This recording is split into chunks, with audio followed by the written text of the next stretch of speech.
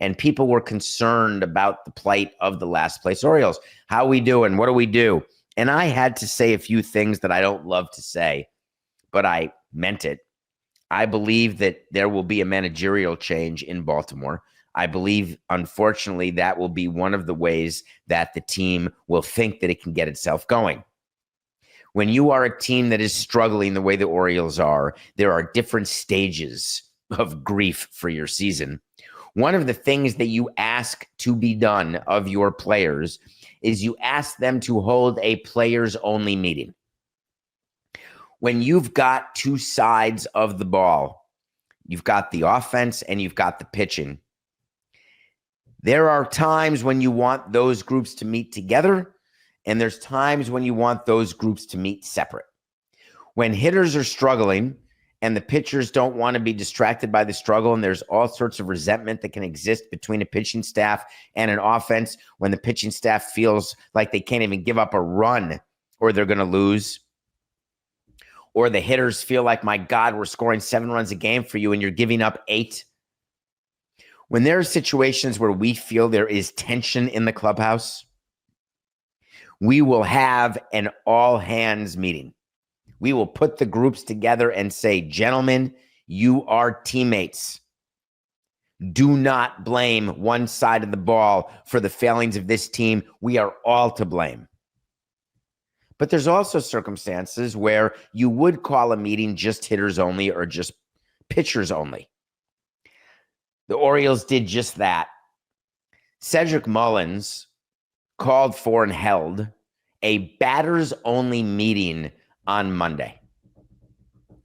That came on the heels of another problematic result.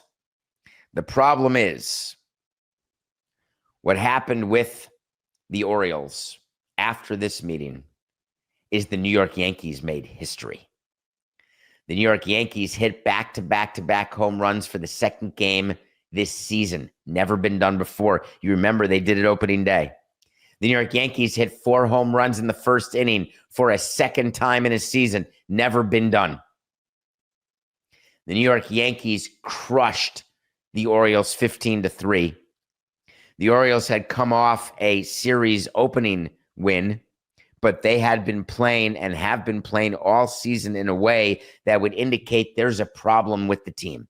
And what I talked about on Baltimore specific radio, and what I'm mentioning to you here, is the problem the Orioles are having is that they are victims of their own young success that really wasn't playoff success. It was regular season success.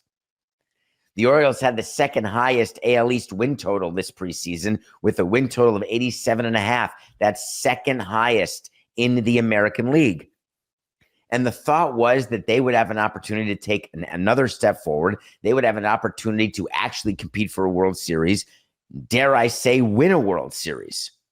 Then when you have an offense that is struggling the way it has, you've got the results in the AL East happening the way they're happening. You try these players-only meetings, and then you send out a player to tell the media what went on. So Cedric Mullins said, we kind of just aired it out a little bit.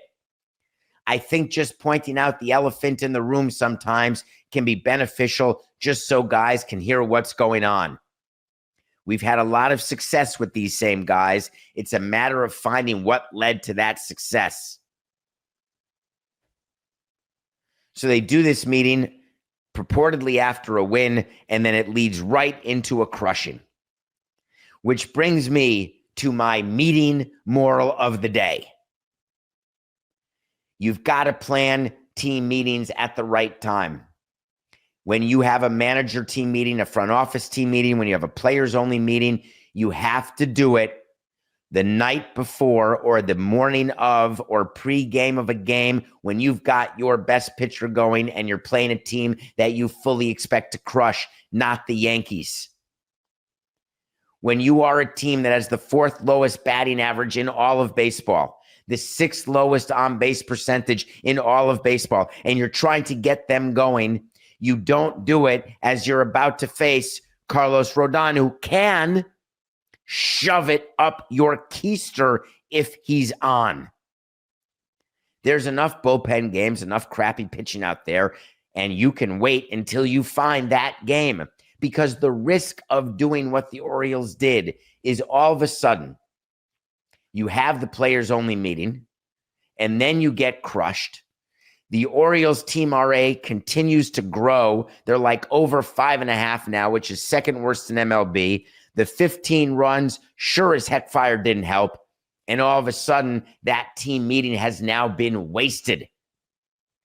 Another stop on the way to Fireville.